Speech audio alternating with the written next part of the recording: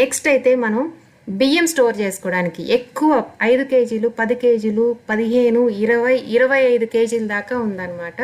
దీంట్లో ఇవి కందులు అనుకుంటా, అవి చూడ్డానికి అట్లా అనిపించింది. దీంట్లో సెట్లుగా ఉన్నాయండి. వీటికి సంబంధించిన లింక్స్ అని నేను డిస్క్రిప్షన్లో ఇస్తాను, కామెంట్ బాక్స్లో ఇస్తాను.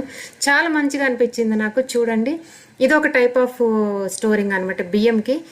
ఇది బియ్యందే, కానీ ఇది ఓన్లీ 10 కేజెసే ఉంది ఈ లింక్ అయితే మాత్రం. దీంట్లో 2 కలర్స్ ఉన్నాయండి, బ్లూ ఒకటి ఉంది, గ్రే ఒకటి ఉంది. రెండు బాగున్నాయి కలర్స్. ఇది కూడా అంతేనండి, షెల్ఫ్లో పెట్టుకోవచ్చు లేదా అరుగు మీద పెట్టుకోవచ్చు. ఇవి పెద్దవండి. దీంట్లో మాత్రం ఎన్ని సైజులు ఉన్నాయో ఇవి కూడా అంతేనండి. షెల్ఫ్లో పెట్టుకొని మనం ఏం బయటికి తీయాల్సిన అవసరమే లేదు. కబోర్డ్లో పెట్టేసుకొని మనం జస్ట్ అటు మూత తీసి తీసుకోవచ్చు అనమాట. బియ్యం అనే కాదు, మనం ఎక్కువ పప్పులు తెచ్చుకున్నప్పుడు 10 కేజీలు తెచ్చుకున్నప్పుడు కూడా అన్ని పోసుకోవచ్చు అనమాట. 25 కేజెస్ దాకా ఉన్నాయి ఈ సైజులు మాత్రం దీంట్లో ఉన్నాయి. చిన్నవి పెద్దవి అన్నీ ఉన్నాయి. నేను లింక్స్ ఇస్తాను. ఆ లింక్స్ నేను అన్ని